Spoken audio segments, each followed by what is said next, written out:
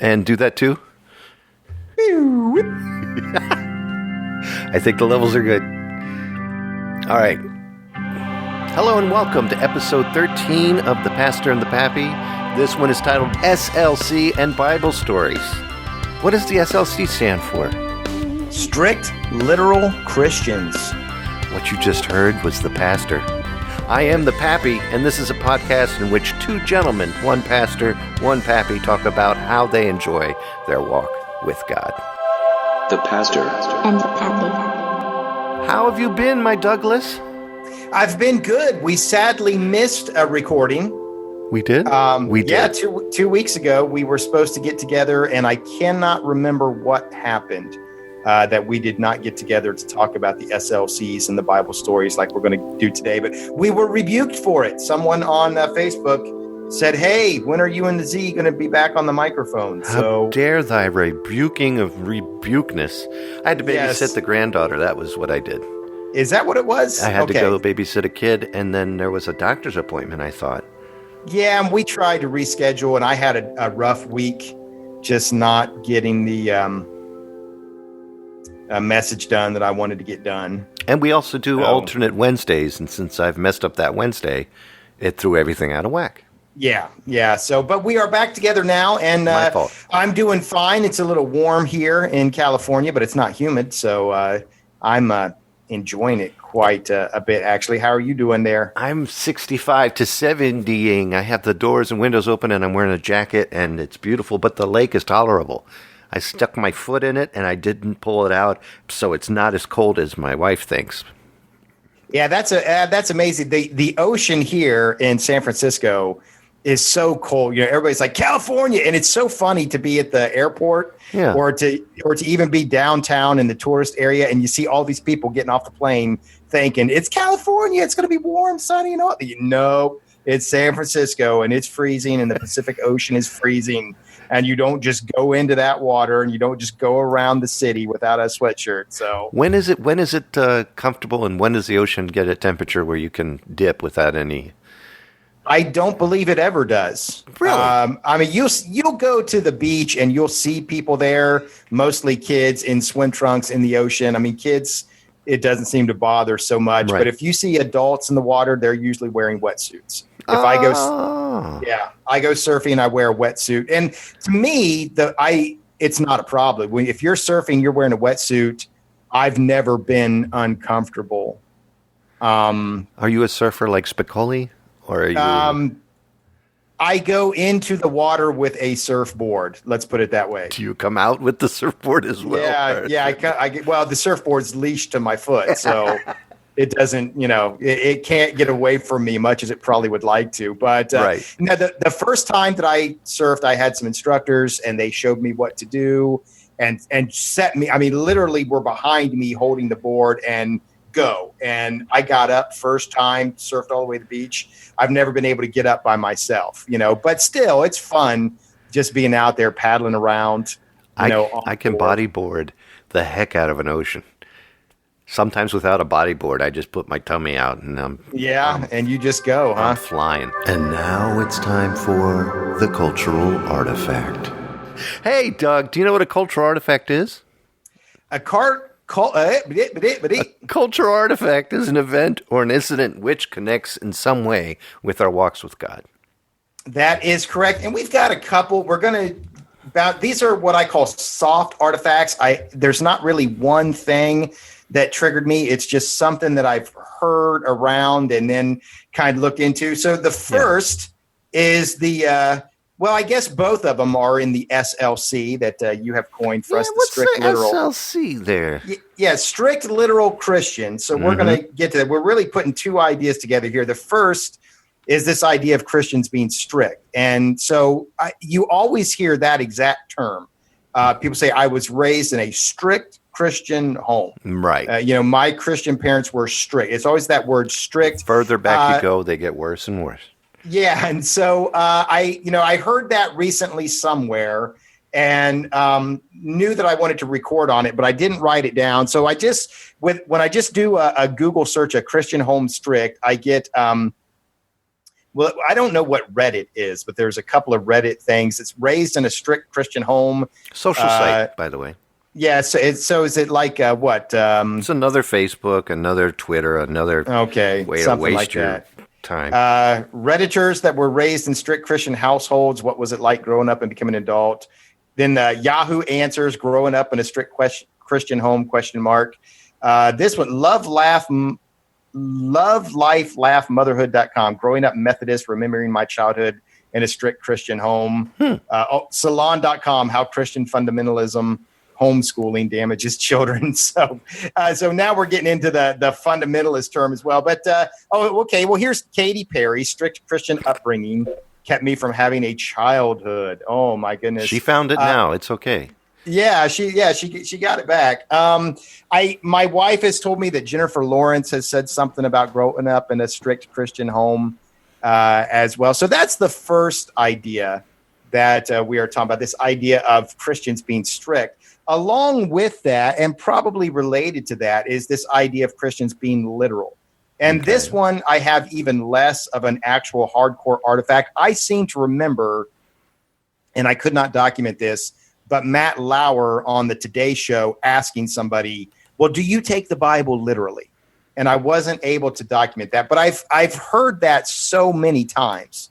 Do you take the Bible literally? And again, when I did Google search of Bible literal, I get a Gallup poll from May 15th, 2017, just a couple weeks ago. Few Americans believe Bible is the literal word of God. Right. There's a news site. Do you believe the Bible is literal? ? Americans who believe the Bible is the literal word of God are not in decline, says expert. That's a different one. So the one poll says they are. The other poll says they aren't. Two experts who disagree with each other. That never happens. Ever. Experts are experts for a reason. How can they disagree? But on and on they go. I really would have liked to find the Matt Lauer one. I'm almost. I don't want to put words in Matt Lauer's mouth, but I'm almost positive that I heard him say that. Nonetheless, I couldn't document it. But so many other people have said. So we have two ideas here. I do think that they go hand in hand. Right. If you are quote unquote strict, it's probably because you believe the Bible is literal, et cetera, et cetera. I guess I have a philosophical problem with both of them. Please. But the first one, my philosophical problem is more in the understanding of what it is to walk with God and the misuse, I believe, of the term strict. The second one, with the literalism, my philosophical problem is more just an interpretative problem. So they're both in the philosophical realm. I think the problems that I have with each are a little different. I wanted to give you a chance, though. First, I wanted to get your thoughts on, either A, strict upbringings or strict Christians in general. Upbringing doesn't need to be a part of it. It's just I understand the idea of Christians being strict. And then secondly, literal interpretation of the Bible. Well, we'll start with the strict. Like, how do you define strict? And is everybody going to have a different definition of that? If you have somebody who is living like the word that comes to my head is the term basically living your life to the wind, and you're riding motorcycles super fast and you're living life free and having drinks and stuff, with someone telling you not to do that, would you consider that someone being strict because it doesn't follow your live free, carefree life? So if they were brought up where someone's trying to teach them right from wrong, is that strict for them? Does that define strictness to them? If they are coming from the perspective of they want to do what they want to do, whatever that is, and somebody smacks them on the wrist. Whether that was a Christian telling them that, whether that was a life coach telling them that, whether that was a principal, a teacher, a policeman telling them that, they would reject all of that because they just want to. Exactly. For some reason, when it's in the realm of the faith, this idea of, oh, you're too strict. I don't know that people look at school principals. I mean, maybe they do, but, say, oh, the school principal is too strict. It seems like it's particularly the faith that picks up this strictness concept. But I think you are correct. I think one issue here is which is if you look at God speaking to Cain, Cain gets mad. God tells him, don't be mad. Then he says, sin is crouching at the door and it desires to have you, and you must master it. So God said, here's two different ways you could live. Cain could have mastered sin, could have mastered his anger, could have forgiven, got over it, whatever. Instead, he just chose to kill, So, there's one example of what you're saying. Right. Was God too strict in telling Cain to not be angry and to not murder? No. Or was Cain just a jackwagon?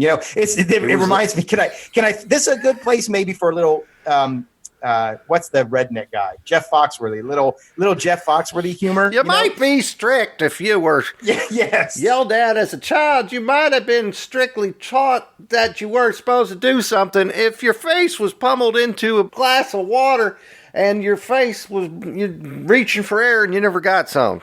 You started to become Bill Cosby. I sure did. I don't want to do that. Jeff, but maybe it's if you only make grilled cheese sandwiches with Swiss cheese because it's holy, right, you might be a strict Christian. Exactly. No, the actual Jeff Foxworthy quote I was thinking of, he talks about people blaming their parents for everything. Yeah. And he said, and I'm going to clean up the language a little bit, but he says, just once I'd like to see people on these talk shows saying, you know what? My mom was great. My dad was great. I'm just a jackwagon. Exactly. So some of that I do believe is an element here. Paul or Jude, I think, talks about those who despise authority. Peter talks about those who despise authority. There is a clear biblical picture that some people just don't want to be told anything. They don't want to go along with anything. And so everything is going to seem strict to them. So you're on a good path there. Well, any other thoughts about this one? The freedom gets more and more as generations go on, where people, try to outdo the last generation in things of temptation and things of freedom, quote unquote, where they don't recognize it as something bad. And what was done before, even going back to like the 50s and 60s, where people would dance. And older people look at them and go, that's the devil's dancing. You don't want to do a twist and shout. You'll go to hell. And, nowadays that is clean dancing compared to what we have now, where, you basically have a child at the end of the minuet. But it's the same thing with how strict things have gotten. But and you look at things like you mentioned earlier, Katy Perry and Jennifer Lawrence talking about how strict, they grew up. And then what does that prove? Does that prove that now it's okay to become something outlandish? Not that Jennifer Lawrence is too outlandish, but she could be out there and have a good time and get away with some moita once in a while. But is that what happens when you're a product of that environment? Does that down Christianity because of the fact that you were told not to go out there and take pictures of yourself naked and put them online and act like you didn't know that was going to happen? Right. So again, you're on a good path here. You're mixing up some ideas a little bit that the organizer would like to take apart. But no, you're on a good path here. First of all, freedom is a beautiful thing. God wants us to be free. But freedom is also a very fragile thing. And we're familiar with, we have military supporters in our church, and I support the military myself, so I understand where they're coming from. But they got that bumper sticker on the back that our freedom is not free. And that's true. Freedom is not free. There were people that had to fight and die. Of course. From American Revolutionary times on. But it's also not free for us personally. Right. Paul says God wants us to be free, Galatians 4, Galatians 5. But he also says there's a proper way to use your freedom. Peter says a man is a slave to whatever has mastered him. So if you say, hey, I'm free, and that means I'm going to, I got a stack of Playboys, yeah.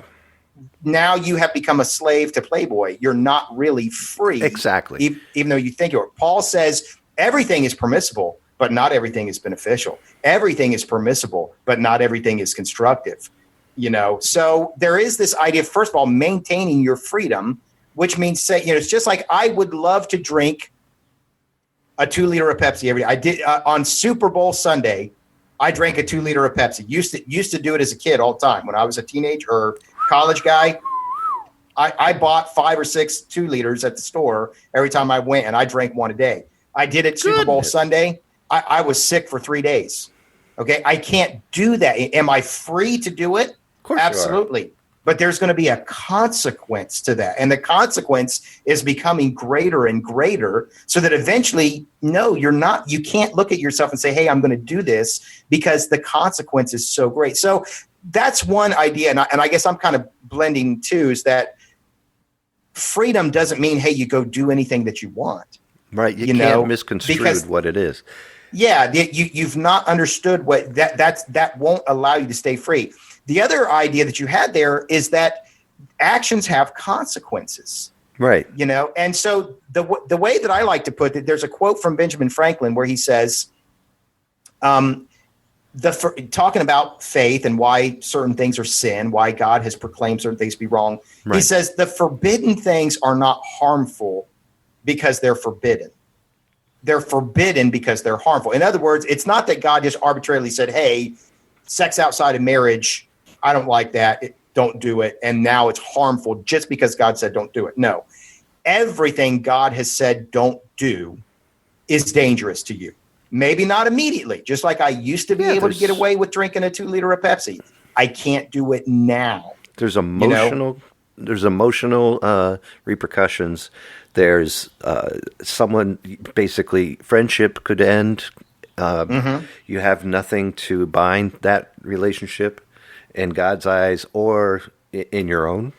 2 or 3 times looks good, but eventually there's relationship damage with you and that person, you and other people. There's potential STD, sexual transmitted disease, other physical damage. There's potential pregnancy. Now, again, a child deserves to be raised in a home where it is loved, and now, possibly that won't happen. There's a whole host of things that could go. And if you look at anything that God has said is wrong, that is true across the board. That's true. So I believe God is no different from me telling my daughter, not to play in the street, not to touch a hot oven, not to talk to strangers, et cetera, et cetera. And sometimes I have to, one time my daughter, this is 3 or 4 years ago when she was very young. Daddy. Yeah. Was running towards the street. And I did not think she was going to stop. And I got very loud and very direct and screamed as mean as I could, Aubrey, stop. Because I was afraid she was going to go into the road. Yeah, and I completely understand that. Yeah, so all of this, so you're getting us on a right path here that maybe people just want to do what they shouldn't. Right. And so you what looks confuse that. Yeah, what looks strict to you isn't really strict. That's A. B, freedom is fragile. C, sinful things are harmful. You're on a very good path here. Let me take it a slightly different direction, though. I just think there's a problem in the language or the of saying you're strict, because when you say there's 2 potential things that you're conflating when you're saying you're strict. One is what you've already identified, that maybe you don't understand why the strictness is there, that it's there to protect you. Right. The second, though, is that maybe just people are wrong. And this is a huge problem we have. I always call us hobbits. I think I've talked about that before. But where the hobbits misunderstood the Elvish language, and they took beautiful ideas like Brandywine and they changed it to Brandywine because that sounded good to them. We do this. We're not very good at being exact in our language. So it's possible that what you're calling strict is maybe just wrong. Okay. So I want to take that. Maybe, you grew up in a house where they called things wrong that weren't. For example, I grew up in, the Satanic Panic era, where if you play Dungeons and Dragons, you could get drawn into Satanism. Serving the devil. Yes, yeah. And so there was that movie Mazes and Monsters. Thank you, Hanks. Yeah, and by the way, I just learned that Tom Hanks grew up here in the town I'm living in. I told my wife and she didn't believe me. But yeah, there was that movie. And, and I can understand why people, if you've never been exposed to this before, would say, Dungeons and Dragons is evil. It's dragons and, Dungeons. There's swords and you're killing people and all that stuff. So, I was attracted to those kind of things. Never did get into Dungeons and Dragons, but played a whole host of other role-playing games. Right. Like Teenage Mutant Ninja Turtles, GURPS, Mech Warrior, stuff like that. There was a big convention every year on Ohio State campus, which was, 20 minutes from my house. Yeah. And my friends and I used to go there. And this one Sunday, that Sunday of the convention, I was going to go there after church. And we had this guest speaker that my mom and dad had brought home. And when he found out where I was going, I don't know if you should be getting messed up in that. But okay, that's not strict. That's carry. That's just wrong. Okay. Yeah. Or, my wife likes to watch the Duggars and I'm not a super huge fan. I know that at their wedding that one of the dads like, we don't need alcohol. We don't need dancing. Okay. I disagree. If that's what you and Paul tells us in Romans 14, we're going to disagree. Right. We're going to disagree about what's right and wrong. And we need to handle that maturity. He doesn't call it strict. He calls it weak. He says some are weak and they think things are wrong that aren't wrong. And others are stronger and they understand that this is not what the kingdom of God is really about. And so they don't get, bottled up in those things. So my problem at the very beginning is you may be talking about some of this. If your parents were like, yeah, you can't dance or you can't, at all, zero, any type of dancing. Right. I've known people that we don't listen to any type of quote unquote secular music, You grew up on the set of Footloose. Yeah, exactly. That's not strict. That's weak or that's wrong. That's people thinking something is sinful when it's not. And so to call that strict and to A, call it strict, and then to B, say that is a natural result of somebody walking with God, a natural outcome of the Christian lifestyle. You're way, way, way incorrect, both in what you're calling it and how you're evaluating it. I would call it like an infancy of a generation, because they're not sure what the boundary is. Therefore, since you don't know what the boundary is, it's wrong. Completely wrong. Exactly. And that kind of makes you a little more sympathetic with them as well. I mean, even if they were wrong, which I think, this guy telling me that Dungeons and Dragons was going to lead me to hell, he was wrong. But you are correct in saying, well, he was dealing with something he didn't fully understand. He just doesn't, yeah. And now that we're all getting older, all of, just like you described, what is shocking today is normal tomorrow. And what we can't even consider today will be normal 3 generations from now. And everybody that's looking back on those satanic panic people and calling them strict and thinking they're so terrible, 20 years from now, you're going to be looking at kids doing stuff and you're going to say, what the what? And you're going to be in that same position. Of course. You're labeling it incorrectly. You're evaluating it incorrectly. It's just like buttoning up a shirt. You start on the wrong button. You're never going to get. I did that yesterday, as a matter of fact. There you go. No one told me about it. I had to find out in the mirror. Thanks, everybody. Well, better than your pants. That's true. But I didn't even. But so you're starting off on a wrong concept of this thing you're calling strictness, and you're never going to be right on it, and it's going to take you away from the faith when it shouldn't. Going back to whatever episode I spoke about how I've broken away from some of the Catholic things, that is part of the reason that I think I have, is because of the strictness has died out, and I actually kind of enjoyed the strictness that there used to be back in the 70s. My point to all that is just the way that things have changed back to the infancy of culture, and just the way that the word strict is so. It pertains to whatever generation you're in. Strict for me is not the same for my buddy Jeff DeMarco, who is right now 10 years younger than me. Actually, 20 years younger than me, 27. So, we both have a different view of what the word strict would be, whether it pertains to a religious situation or not. But in this particular area, we're talking about faith, and we're talking about God, and how a strict Christian upbringing was different, what people thought what you could do is right or wrong compared to what I'm going to think Jocelyn can do is right or wrong nowadays. Like her running around the front yard naked is absolutely fine with me as long as, she's protected from any weirdo that's going to come up and take her. But for me to do it back in the 70s, I must have impure thoughts because I want to be naked and run around at age 3 and 4, and that's completely different.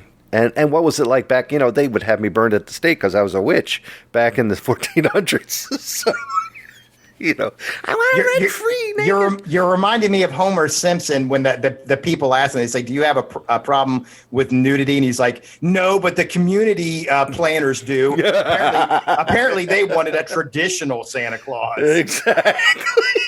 So, yeah, but no, you're bringing up some too, you're saying, hey, I prefer a little more strictness. And again, if you go to Romans 14, you're allowed to, and I'm supposed to respect that. If I meet somebody that's like, hey, I don't want to, because we did. Our neighbors next, it's not just this guest speaker, but our neighbors next door told me, we don't want our kids exposed to Dungeons and Dragons. Don't talk about it around our kid. You do what you want to do, but you don't talk about it around our kids. And then my mom heard it, and my mom's like, yep, that's right.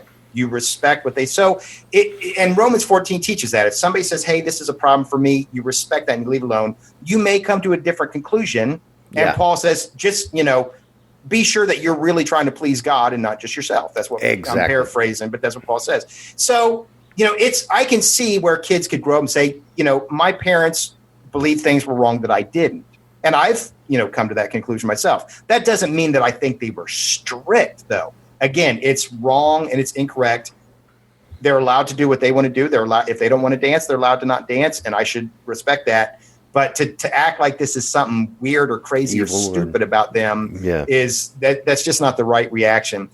Secondly, I'm not sure where we are in our outline. I've gotten lost, and we don't do any of this writing it down just fly off the top of our heads. So who needs that? We're good with that. But I think we brought this up, but it's worth repeating. There is a cost to these things. There is a danger to these things. And this one time, this preacher, so I was at the largest Christian church in Ohio, and the preacher was speaking. I don't know how many people were there. And he told this story. It's probably an old preacher story. I'd never heard it before, but I'm sure it's been around the block.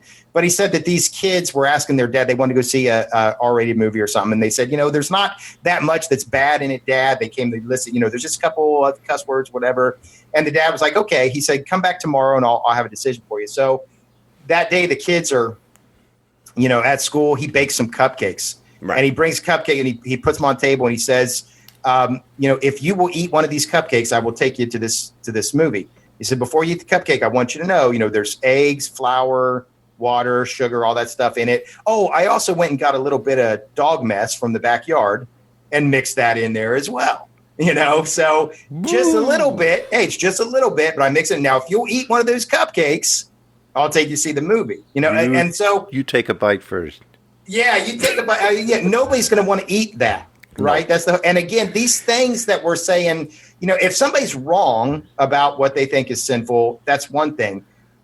But there is such a thing as sinfulness that will hurt you. There is such a thing. It's just like my parents didn't let me drink bleach.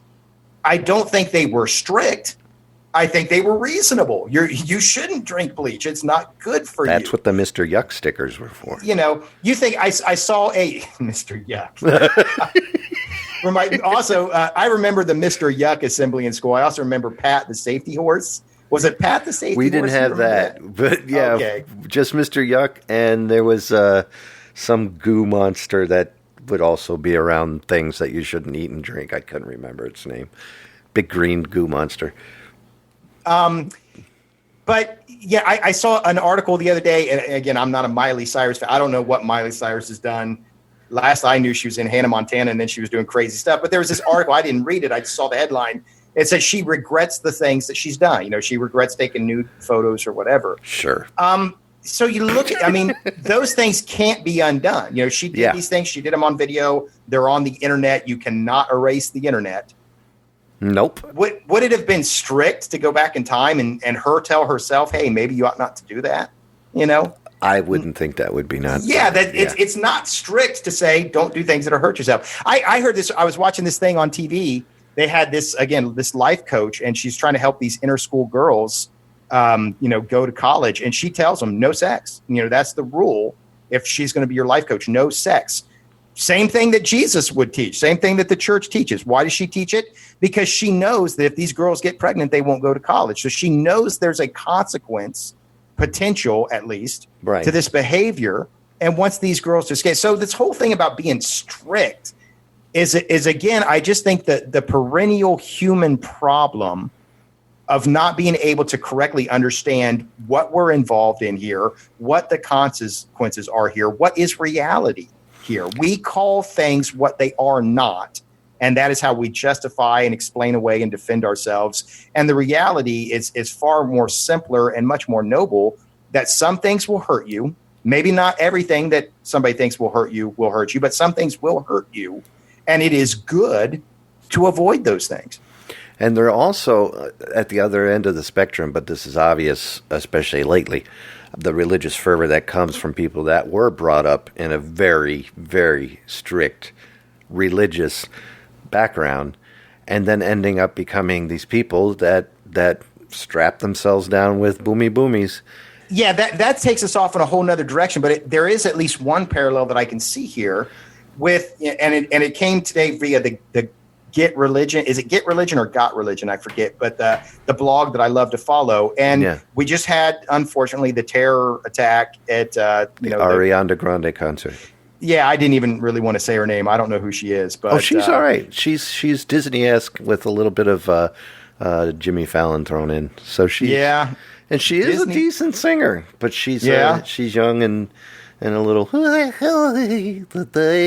Yeah, and that's I'm too old for that now. But not that I know anything about it. Yeah, but go ahead. What do I hear playing in the background? Nothing. Let me put the CD away. Take that poster down too while you're at it. But the AG. Yeah, the guy writing this article, he said every time there is an attack from the Islamic zealots, somebody comes out and says, not all Muslims do this. This is not the Muslim way, et cetera, et cetera, et cetera. And so there was this story he was covering about a girl who was kicked out of a Christian school, senior. She was a senior in a Christian school. She got pregnant and they kicked her out. And everybody's, look at these Christian hypocrites. Blah, blah, blah. And he's like, well, why isn't the same grace shown to the church for somebody to say, well, not all Christians? Because most Christians probably wouldn't. Most Christians would say, me personally, I would say, yeah, you did something you shouldn't have. Now there's some consequences. Let's get you back on your feet. Let's forgive. Let's restore. Let's reconcile, and let's get you back. That's what most Christians would do. But in the media, not to be Donald Trump, but in the media, which I do think is a good barometer, a fairly good barometer of our culture. Anytime it's some other religion, oh well, not everybody in that religion's that way. But anytime it's the church, oh yeah, all these strict Christians, fundamentalists, zealots, I know, blah, blah, blah. Yeah, and I know a ton of Muslims, especially down in D.C., but up here I've made a lot of good friends, and it's true. They cannot believe what people do in the name of their own religion. It just doesn't make any sense. Same thing with me. If I go back in history and look at some of the things that Christians have done in their early years. When you go back to some of the, especially some of the Catholic Christians, there was some wars that were fought, and many, many, many people were killed. I mean, it will make what's going on now look like nothing compared to the millions of people that were killed in the name of God back then. Yeah, and of course too, we could also look at atheists never like this argument, but you could look at atheists. Philosophies such as communism and the millions of people it has killed too. That's a good point. It's not like anybody's hands are clean here. Right. And when we muddy the waters with these ill-used and ill-applied terms like strict, and we ignore some of the very basic truths that actions have consequences and that the good Father in heaven wants to spare you those consequences, and our parents on earth who may not be as good as him, but most of them, like mine, were trying their best as they understood things to prevent us from experiencing those consequences. Well, maybe we shouldn't be so quick to just write off everything as strict, fundamental, blah, blah, blah, blah, blah. Maybe we ought to consider that there's a reason for some of these things. That's the first thing I wanted to discuss. That brings us then to this Do you take the Bible literally? Bible literalism This I question. cannot wait to talk about. Okay, well, I'm unleashing you, my friend. Release the hounds. Tell me what you think here. As most of you know by now, my brain flip-flops so much, and it goes all over the place. So please, get on board and put your seatbelts on, because I don't know where I'm going to head with this, but I'm going to try my best. Strap in, boys. It's going to be a bumpy night. I think we need a bigger boat.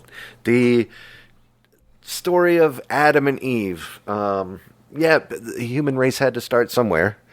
And but I always wonder things like, and I've talked about this before too, Adam and Eve and the apple and the snake. I don't take that literal. I take that as a story about what to do and what not to do in certain situations, and don't look at something, no matter how ripe, juicy, and beautiful it is. And if people tell you, yeah, you got to do this, it could pertain to drugs, it could pertain to wealth, it could pertain to greed, it could, all these things that could turn out to be bad for you. But take the apple anyway, because it'll make you feel like God, is what the snake told Adam and Eve. Eat the apple. Well, that apple could pertain to anything. Having too much wealth could make you feel like you are the king of everything, and you could be the most loneliest person in the world. Using just that story, I always thought the Bible is a guideline on how to live your life properly. It was written so that you would have an incredible life if you were to read it and follow it. Okay.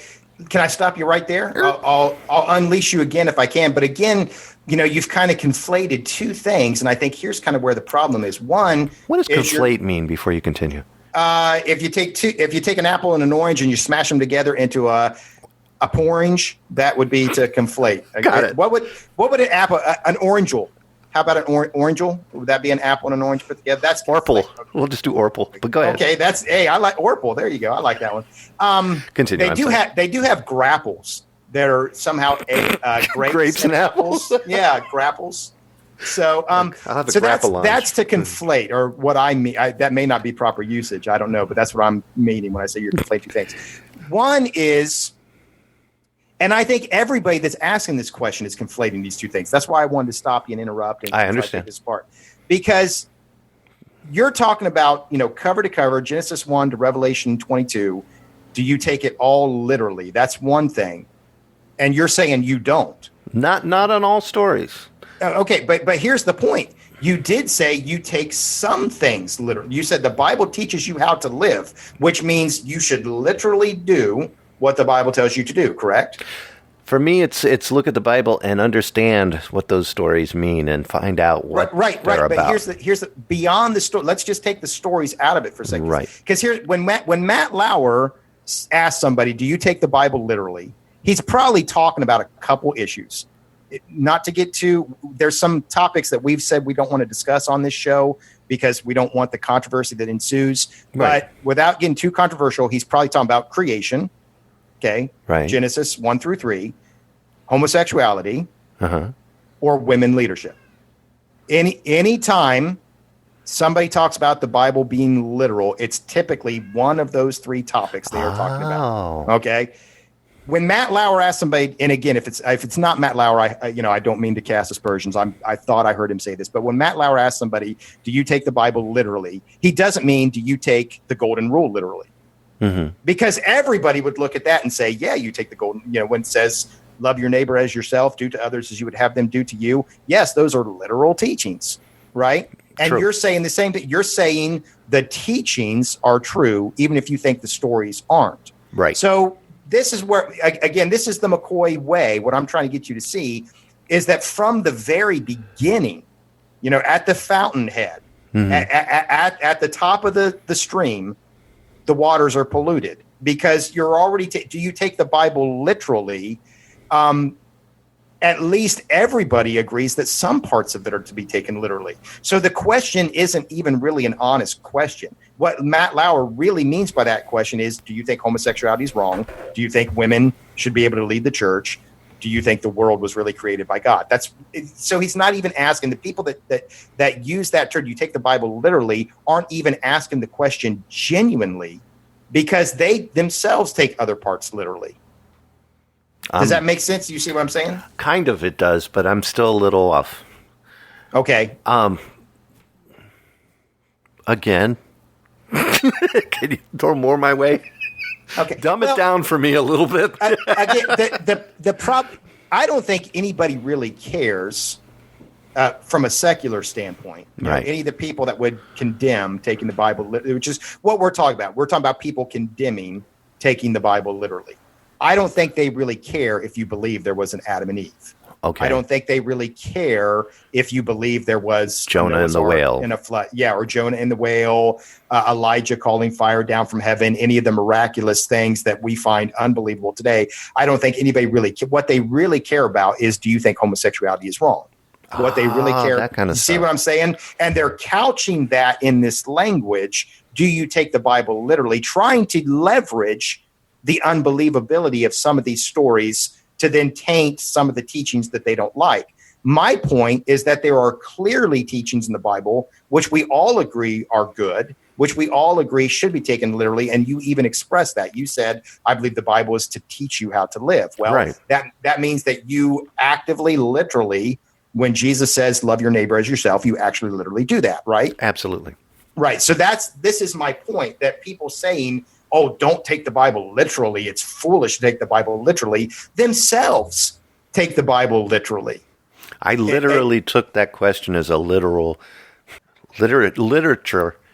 literally. Yeah.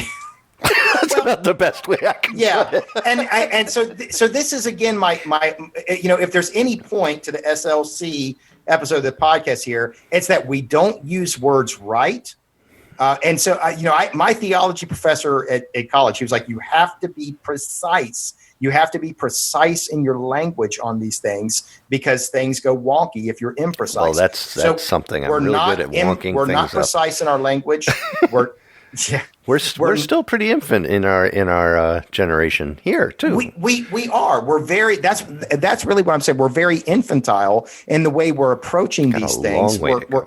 We're not using the right words. We're not thinking of these concepts in the right ways. We're not applying them correctly or honestly. That's a big one. We're not applying them honestly, and we're definitely not taking the time to find out how to do that. So that's why I wanted to stop you, because, in your very answer, you say, hey, I don't take the Bible literally, but I do take the Bible literally. And I'm saying that's really kind of, that shows you. Yeah, that shows Hence you my precursor. What's that? Hence my precursor, where I said, now realize that I flip-flop back and forth. Sure. but that's fine. I'm not saying that to castigate you. No, I understand. I'm just covering my butt. Because, that's just illustrative of the situation we're in. Right, exactly. That people are trying to have it both ways, and you can't have it both ways. If we don't take the Bible literally, that means none of it needs to be taken literally. So when Jesus says, love your neighbor as yourself, I'd say, yeah, nice idea, Jesus. I don't feel like loving Kevin today. I'll punch him in the face instead.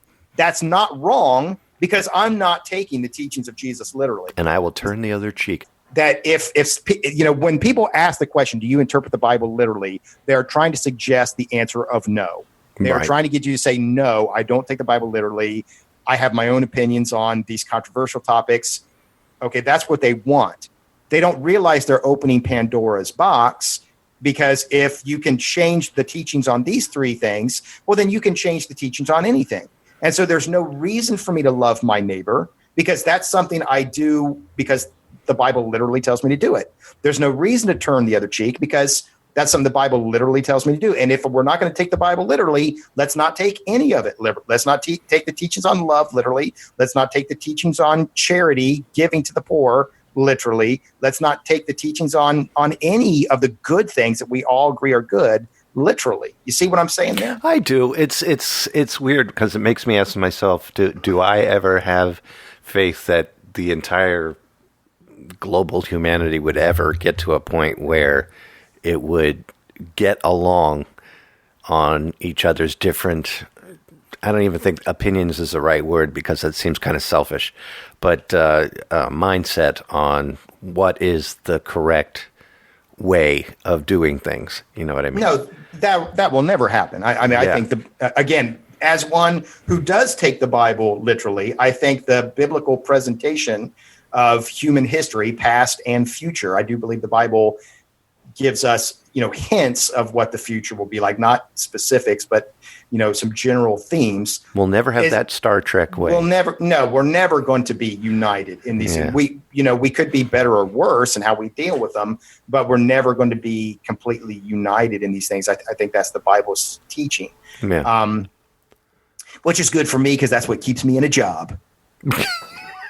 So I do take the Bible literally. Right. And when you say you take the Bible literally, to distance myself from the false way that these guys are asking the question, we all clearly understand that some things in the Bible aren't meant to be taken literally. Mm-hmm. When Jesus says, cut your hand off, I've never met anybody that did that. I've never met anybody that put their eye out. Right, eye for an eye. We understand that those things are not literal. When the Bible says the mountains are going to clap their hands, mountains don't have hands. Clearly, that's not meant to be literal. C.S. Lewis, here we get back to C.S. Lewis. There you go. We can't get away from it. I was doing Louis C.K., but yes, go ahead. Oh, no, I know. I'm kidding you. Go ahead. Almost the same guy, But, he says the Bible is a book meant for adults, not for children. He says that, I think, in Mere Christianity.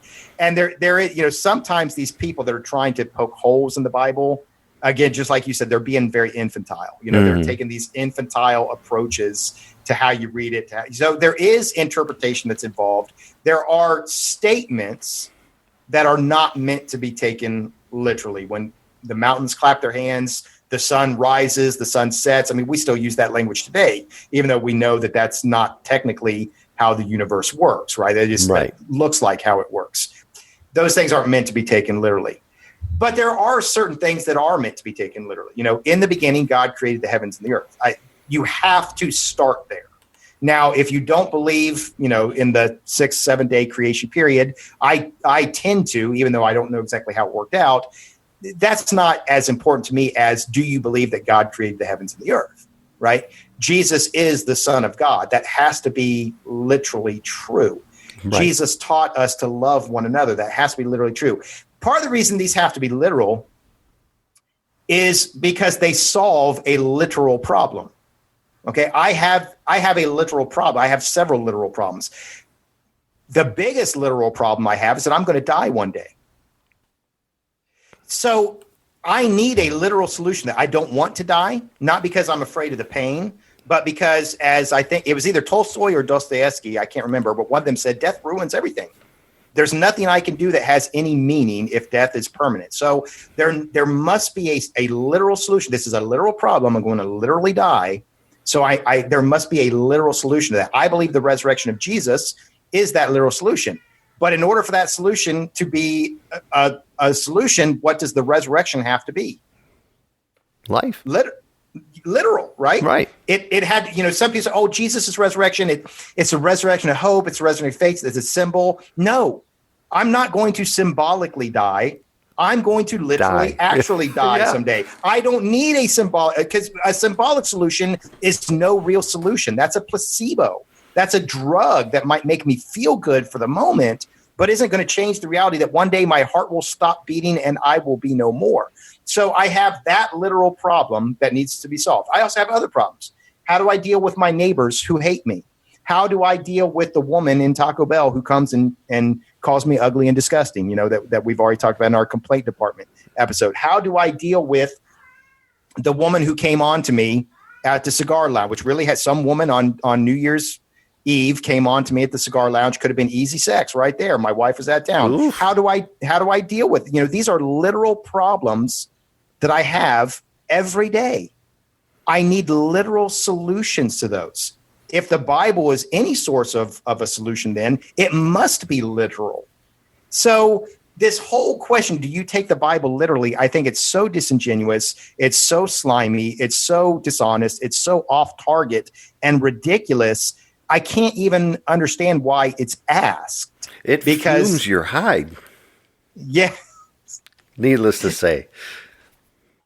So this is something that started mostly because of either Matt Lauer or somebody else said, do you take the Bible literally to try to settle an argument with somebody about something they believed in?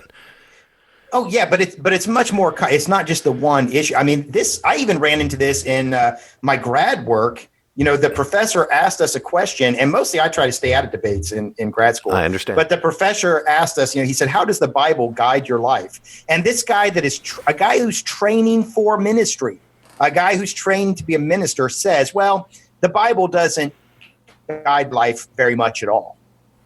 Doesn't guide life very much at all. Yeah. He said, I have a lot of problems with the Bible's teachings. Again, man, you're tossing meat to a dog. I mean, you're just begging me to come attack. So I asked him, I said, well, how do you determine, what is right and wrong, what is true? And he's, well, the Spirit helps me. And I said, well, how do you know you have the Spirit? Well, the Bible tells me I do. But you just said you don't trust the Bible at all. So this is, I mean, it's not just Matt Lauer. I mean, you see people in the church fall because they, some of the teachings of the faith are hard and they don't make sense to us in our culture today. And we resist that, just like you said, we want that freedom. Right. So we're resisting God telling us certain things. Maybe we're misunderstanding them. Maybe always a possibility. Maybe we're misapplying them. Always a possibility. But instead of questioning the interpretation, the application, we question the whole Bible. And my point is that if you throw out the Bible, you have to throw out Jesus as well. Right, because that's part of the Bible. Because Jesus comes to us in the Bible, yes. I've always said, the Bible as itself is sound, definitely. The way it's interpreted is a good way of putting, like my religion is Catholicism. And the way that the Catholicism is taught is what I have a problem with. Not the Bible it stems from. The Bible it stems from is great. The interpretation, like you just said, has been twisted and strung out and changed to appease whoever is preaching at the time, and I don't like that at all. So another example, there's this is an article that you can find this if you search for it. I don't have it right here, but there's some atheist somewhere painted 1 Corinthians 14. I think it's 14 on his car that says women must be silent in churches. And you say, see how hateful that, well, again, my Greek professor told me that word silent doesn't mean what you think it means. So this is where, instead of just tossing out the whole Bible, let's be honest, what does that really mean? Right. Clearly, he doesn't mean absolutely silent, because in chapter 11, he talked about women praying and prophesying with their heads covered, which makes no sense at all unless he was talking about them doing that in the church. So clearly there's an interpretation problem there. There's an application problem there. I'm not saying that I know how to solve that, but what I am saying is that it becomes awful ridiculous to throw out the whole Bible because you don't immediately understand one point. And instead of grappling with it and trying to understand it, let's just say, it's not literal and throw it all out. That's ridiculous. You wouldn't, if someone said you will get $1 million if you figure out how to open this puzzle box, and you looked at the puzzle box and you couldn't figure out how to open it, you wouldn't just toss it over your shoulder, after 5 minutes and throw it out, because there's value in trying to figure out that puzzle. I feel it's the same way in the Bible. I feel people that say, don't take the Bible literally, are just throwing this away without considering that there may be some treasure here if you work on this. Yeah, you're throwing away the goodies. It's like throwing away the prize in the box of cereal before you even had a bite. It's like throwing away the toy in your Happy Meal before you even finish your fries. It's like a rainy day on your wedding day, or a free ride, even though you just got paid. I don't know. Which I've been told is not ironic at all. I've been told there's nothing ironic. Ironic? Isn't it? No, some English professor said none of the examples she gives in that song are the slightest bit ironic. Well, I threw that song away a long time ago. The big one here is my Bible is given to me by my mom. It's a Catholic Bible. And what I haven't, call me what you will, I have not yet read a Bible from front to back yet. Oh, I'm going to call you lots of things. Please do, but start in alphabetical order and make sure that the colors match, because I'm also obsessive compulsive. The book that she gave me, I like reading it because it's like, again, watered down so I can understand it. I'm not a good reader, really not a good reader. But the thing I don't like about the Bible is that if I have a question or something about something that's written a certain way, there's the definition on the bottom, and it tells me how to read the Bible, which I don't know if I like that for some reason. It kind of bothers me that someone is telling me how to interpret what I'm reading. Right. What you're describing is a study Bible. Yeah. And that's, I avoid those for the reason that, they may be incorrect about that. I mean, they might be right. They might be wrong. They are given an interpretation, and interpretations are interpretations. I think they are best kept out of the actual printed Bible, best put in a different book, and we can discuss them and talk about them and have some fun with them. But that's what you're discussing. But if to some people it's a help, and if it's a help, that's the thing, and it doesn't seem to be too bad. But there are times where I'm like, wait, no, and it's like, what? And it's not in the Bible. It's in the section below. What is your views on the deal with the Bible, either the King James version or this version or the Church of Latter-day Saints version? What's your thoughts on all that? The Bible is a translation. All English Bibles are translations, and all translations have problems. I use the NIV. I like it. It's got horrendous problems. I know what the problems are. And like just this week, as I was studying Ephesians, I found a problem I didn't know about. They translate this word said God appointed Jesus for the church. And really the word is God gave. And there's no way that I would have, some translation problems you can see even in the English. This one, there's no way I would have seen it. He's really talking about how God gave Jesus to us as a gift, and they changed that to appointed. But again, that's the way. And even the Greek text that we have, the problems are always very small. Yeah. But there are some small problems we have with the Greek, some small problems we have with the Hebrew. I don't know that there is a definitive. But what I think of it's like if you get. Did you ever see Heavy Metal Parking Lot? That movie where the guys hang out in the Judas Priest parking lot and they're filming all the people there and all the crazy things that they're doing and saying. Oh my God, it's like 17 minutes long. And back in the VHS days, it used to be passed around on YouTube. Bootleg. Here I come. Go ahead. Yeah, and you even on the DVD copy of it, they recreate what a bootleg copy looked like with the colors are washed out. There's some static and everything, but it's still so. There's some problems with the bootleg copy. But it still is Heavy Metal Parking Lot, right? You watch that, you're still going to see what you would have seen in a pristine copy, just not as good. I think it's that way with what we have received, the copies of the Bible we have. There has been some garbling in the copying. There's been some garbling in the translation. Right. But you can, and Jesus said, if you ask, you will be given. Seek and you will find. Knock and the door will be opened. If you come to these garbled copies and you're seeking input from the Lord, you will find it. I believe that true. Yes. So I think really we've exhausted the cultural artifacts here. We've probably even crossed into spiritual application a little bit. Nonetheless, maybe we ought to do a little spiritual application. I think we should, because I haven't used that bumper yet. So here is the spiritual application. And now it's time for the spiritual application. How does this event or incident apply to our walks with God and how we respond as men of Christ? I would ask you the same thing, Kevin. Why don't you take that first? I knew you'd do that to me. Well, I'll tell you one thing it's getting me wanting to do is read the Bible. Finish it. I've going to church as much as I have gone, even though I need to go more often. I'll be able to read the Bible and I've done that before, where I'm like, oh, well, this pertains to that when that was said during that service, and I understand this, and now it makes even more sense because I can take my time reading it and not rush through it to go on to the next thing, and like I do in church, or like they do in church. I shouldn't say I. And I can take my time with it. That's something else too that needs to be done. Reading the Bible is something that you have to do almost like a meal. Eat it slowly and not rush through it, because you're not going to understand it if you just read it blindly and go along it blindly. Make sure that you're understanding what you're reading. And like you say, if you have questions, search your soul for the answer, or speak to somebody in your faith that could help you with that. Definitely. That's my application for that.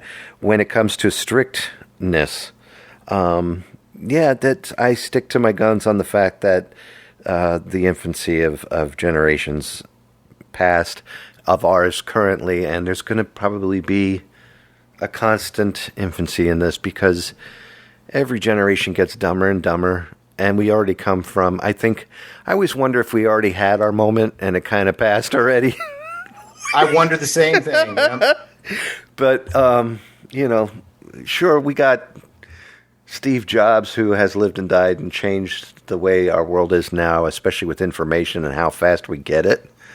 You have him to thank for that. It's amazing how fast computers has projectiled us into a futuristic type of life form without any substance to it. Does that, you know what I mean? It's just like we've erased our own minds and replaced it with the microchip. And so that's something that has to deal with the way that we've broken away from what our strict upbringing was, and what we consider strict was probably not so bad compared to what we have now and how dumb and down things have gotten. This is really depressing. So my spiritual application is, heads up, keep your nose to the grindstone, and make sure that you make your bed every day so that when you flick a quarter on it, it bounces. That's too strict, Doug. You're so strict with your bedroom hygiene. Some people can't afford that quarter. Use a penny. Yeah, there you go. Yeah, does a penny count? And now we're really getting fundamentalist here. But for me, the spiritual application, I mean, there is opposition to the faith. That you talked about the whole world agreeing. I would love the whole world to agree on the beauty that I see in God and in Jesus and in the Bible and in the church. That's never going to happen. It's very clear that there's always going to be opposition. I don't think the opposition is all that logical. When when I start to show you how they're using these words wrong, I mean, to me, it's patently obvious, and yet they're quite successful. So for me, the application is to challenge myself to find a way to interact with people that say, oh, I was raised so strict, because I don't have a problem with my upbringing. There was things that they told me were wrong, weren't. I've gotten over it, but other people clearly are scarred by it. And I need to find a way. The one thing that I like about Jesus is that Jesus was always able to push people, but with gentleness. He would push them to take the next right step, but he did so gently that he didn't even realize they were being pushed. And I feel like that's what I need to, in a world that, questions, because again, my temperament is to fight fire with fire, to charge the gate, to slam the wall. It's a Metallica song that you're singing right there. Yeah. Yeah. Is that a Metallica song? Fight fire with fire. Oh, but, I didn't listen to Metallica. My upbringing was too strict. Metallica wasn't allowed in my house. Only Slayer. Huh? Oh, sorry. Slayer. Yeah, Slayer was righteous enough, but Metallica was too sinful. Right. No. But instead of charging the gate and storming the bridge, when these questions are asked, try to find the Jesus way to deal with them, which I do think pushes people and challenges them to some degree, but does so patience. Gently and effectively as well. Yeah. So there's abundance of patient. Patience is the big word in that job. It's hard. It's difficult to be patient when you see. I think the examples of hypocrisy, because again, I think our society is very strict about things that I don't understand.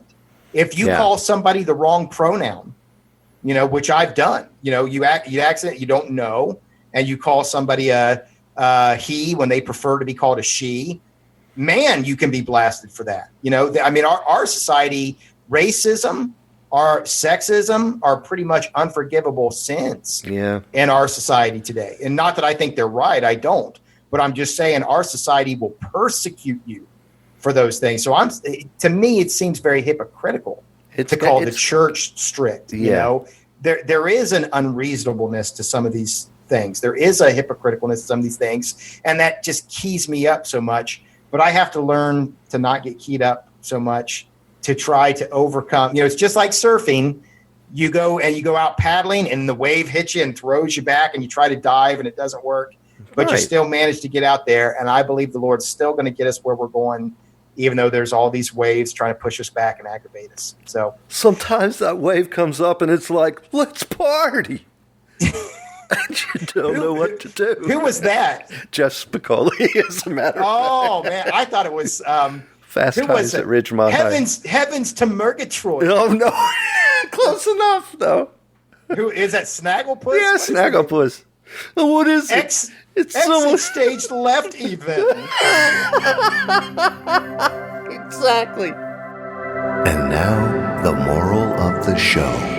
Let's do the moral of the show. Okay, then. The moral of the show is if you catch the wave, ride it in.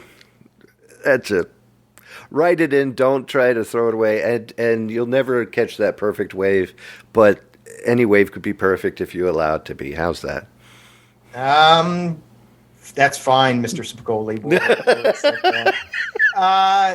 Moral of the show for me is strict may not be as strict as you think it is, nor as unreasonable as you think it is. And there's a lot more literal truth in the Bible than what you're willing to admit there is. Very good. And patience is a virtue, definitely.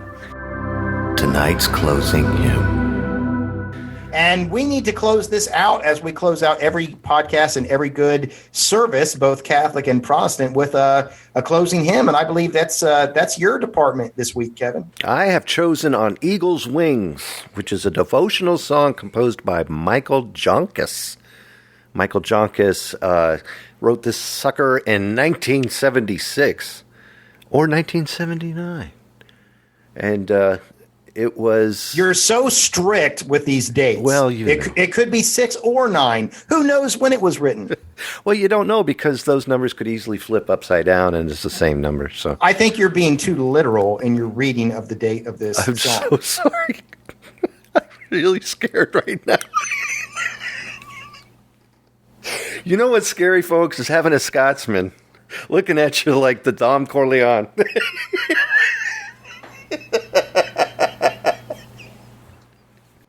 Kevin, I'm going to make you an offer you can't refuse. Thank you, Kevin. It's been good to be back together once again. Definitely. All right, well, join us next time when Doug says... Here is the dome, back with the bass. The jam is live in effect, and I don't waste time. On the mic with a dope rhyme, jump to the rhythm, jump to the rhythm, jump. That's why I'm looking so serious. I'm trying to remember some rap song. You know, I'm like, Kevin's going to ask me for more rap lyrics. All right, what do I got in the tank? I didn't know that. All right. Thank you.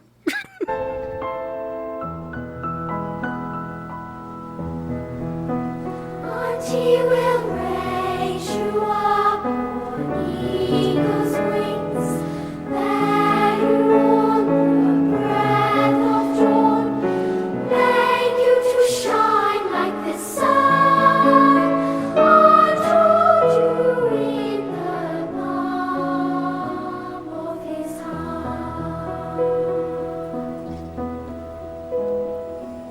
Who dwell in the shelter of the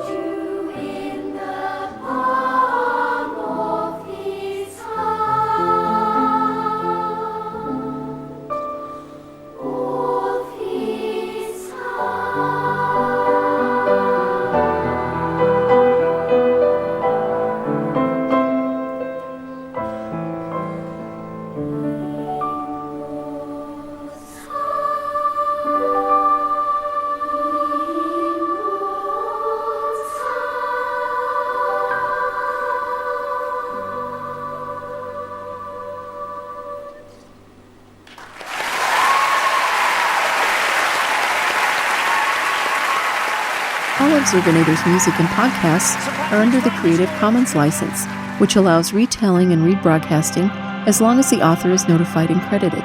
For more great escape pods, please visit www.zerbinator.wordpress.com.